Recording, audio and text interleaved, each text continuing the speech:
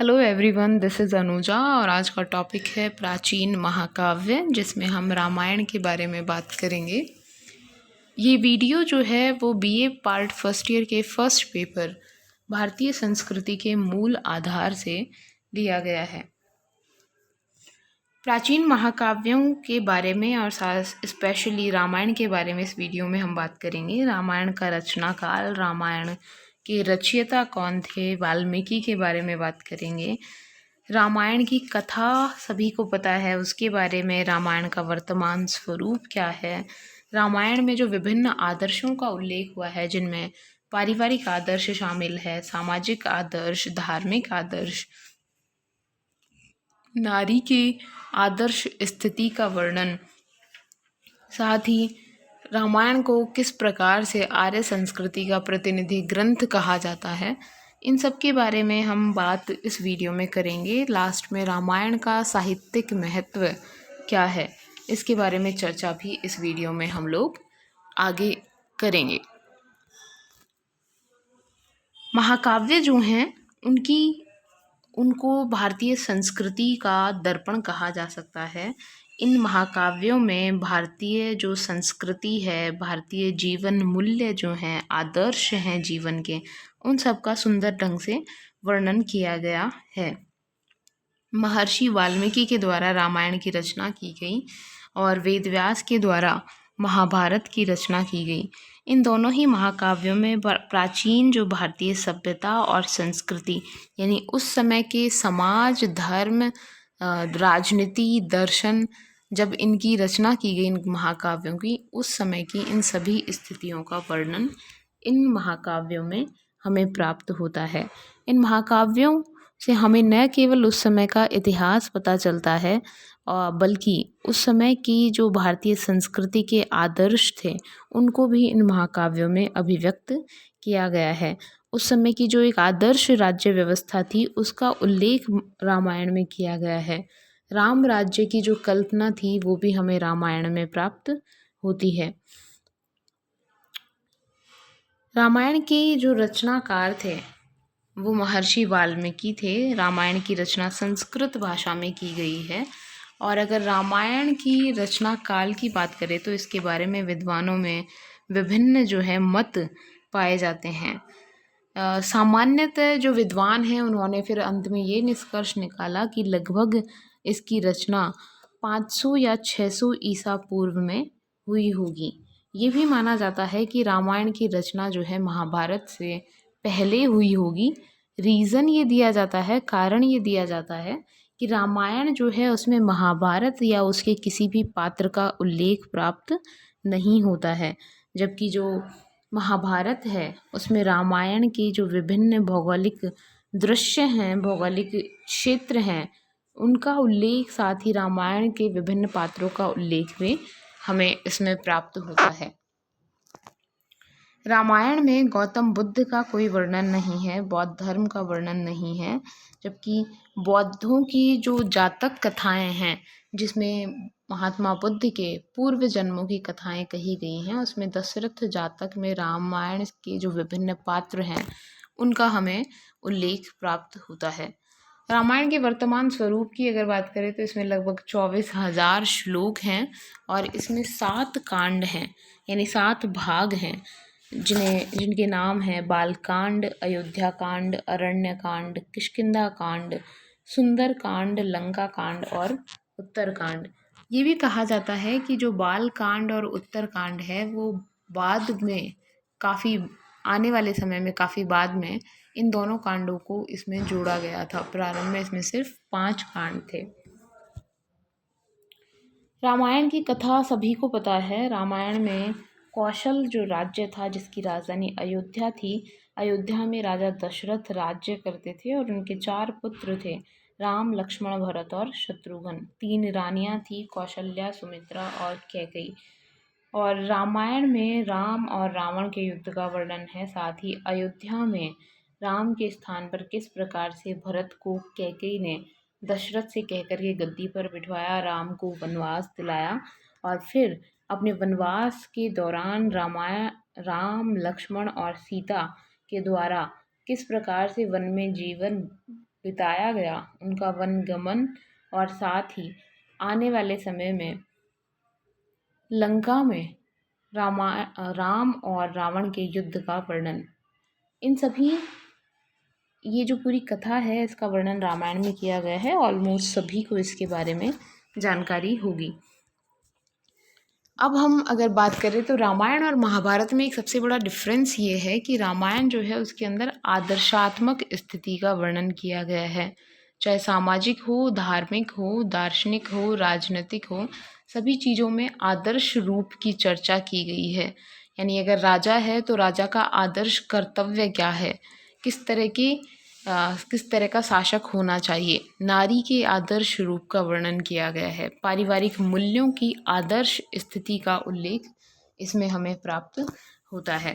अब रामायण में पारिवारिक आदर्शों की अगर बात करें तो इसमें आदर्श पत्नी, आदर्श पुत्र, आदर्श पिता, इन सभी का वर्णन इसमें हमें प्राप्त होता है।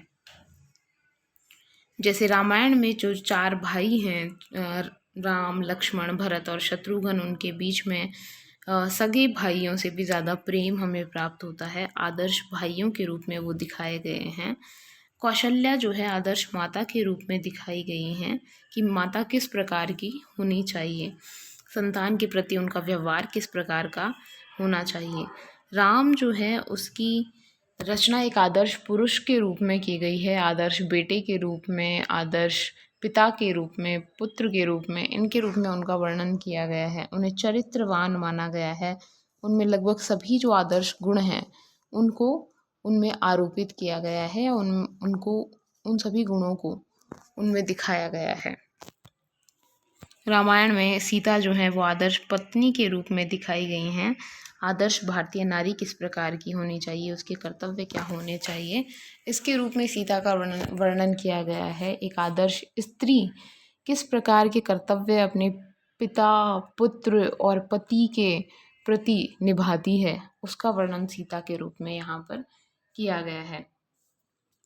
इस तरीके से रामायण में जो पारिवारिक आदर्श हैं वो उच्चतम कोटि के दिखाए गए हैं।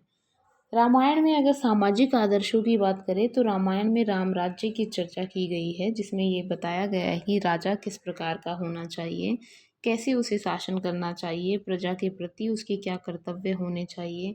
राम राज्य के अंतर्गत सर्वत्र शांति और समृद्धि पाई जाती है, किसी प्रकार का कोई रोग लोगों में नहीं पाया जाता, जनसाधारण का सांस्कृतिक उत्थान होता है, कोई अनपढ़ अज्ञानी नहीं होता, नास्तिक नहीं होता। रामायण में जो नगर हैं, राम राज्य जो हैं उसमें नगर जो हैं सुंदर स्वच्छ पाए गए हैं। तो इस तरीके से लगभग ना एक आदर्श स्थिति का वर्णन रामायण में किया गया है, चाहे किसी भी क्षेत्र में दिखाया जाए। यानी कैसा है इस पर चर्चा ना करके कैसा होना चाहिए कोई भी चीज़ या कोई भी जीवन मूल्य, उस पर इसमें जोर दिया गया है। यानी कैसी स्त्री होनी चाहिए, कैसा राजा होना चाहिए, कैसे नगर होने चाहिए, कैसे पिता, पुत्र, भाई किस प्रकार के होने चाहिए। तो उस तरीके के एक आदर्श रूप का वर्णन जो है रामायण में किया गया है। रामायण में अगर धार्मिक स्थिति देखें तो रामायण में राम जो है उनको चरित्रवान माना गया है, यानी चरित्र पर बहुत ज़्यादा बल दिया गया है, चरित्र को ही धर्म के रूप में स्वीकार किया गया है। धर्म में इंद्रियों के संयम पर बहुत अधिक जोर दिया गया है, कर्तव्य पालन पर, अपने दायित्वों के पूर्ण पालन पर बहुत जोर इसमें रामायण में धर्म पर दिया गया है। रामायण में वैदिक और अवैदिक दोनों प्रकार की जो संस्कृति हैं उनका उल्लेख हुआ है। वैदिक संस्कृति के रूप में जिसे आर्य संस्कृति कह सकते हैं, और अवैदिक यानी अनार्य संस्कृति, इनके संघर्ष का उल्लेख राम और रावण के रूप में हुआ है। राम जो है आर्य संस्कृति के प्रतिनिधि के रूप में और अनार्य संस्कृति के प्रतिनिधि के रूप में रावण का उल्लेख इसमें हुआ है। तो जो ये युद्ध है वो सिर्फ राम और रावण में ना होकर के आर्य और अनार्य संस्कृति के बीच भी एक संघर्ष के रूप में दिखाया गया है। एक और चीज़ यहाँ पर कही जा सकती है कि ये जो है आर्य संस्कृति का भारत के दक्षिण की ओर प्रसार का जो है उल्लेख इस ग्रंथ में हमें प्राप्त होता है, क्योंकि राम जो हैं वो अयोध्या यानी भारत के उत्तरी क्षेत्र में रहने वाले हैं और उनका युद्ध भारत के दक्षिणी क्षेत्र में रावण से होता है। तो आर्य संस्कृति जो है राम के साथ में दक्षिण की ओर जो है प्रसारित हुई। तो रामायण जो है आर्य संस्कृति का प्रतिनिधि ग्रंथ भी माना जाता है, जिसमें राम को नैतिकता, सत्य, न्याय और स्वार्थ त्याग का पक्षपाती माना गया है।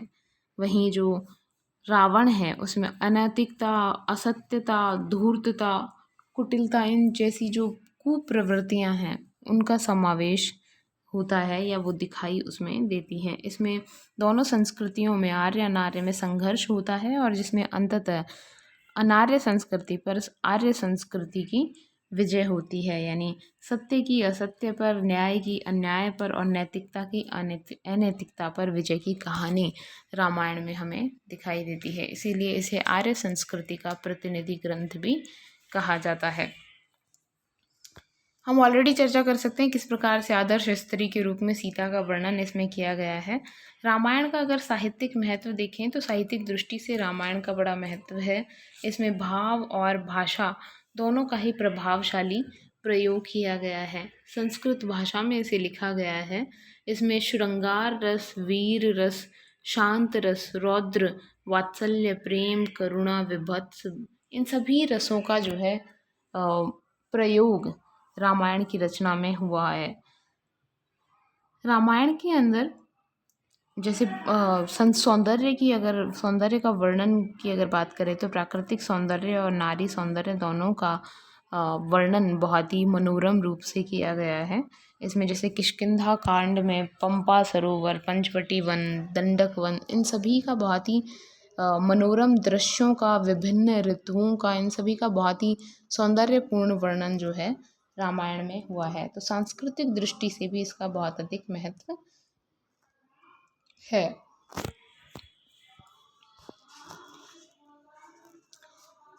इस तरीके से ऐतिहासिक दृष्टि से भी रामायण महत्वपूर्ण है। राम की जो दक्षिण यात्रा है, आर्यों के द्वारा दक्षिण की विजय की गई, इसका प्रथम उदाहरण हमें इसमें रामायण में प्राप्त होता है।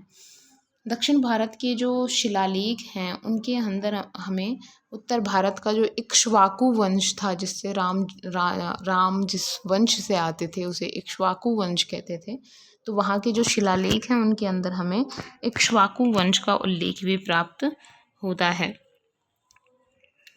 तो इस प्रकार से रामायण जो है भारतीय संस्कृति को प्रदर्शित करने वाला एक अद्भुत ग्रंथ है।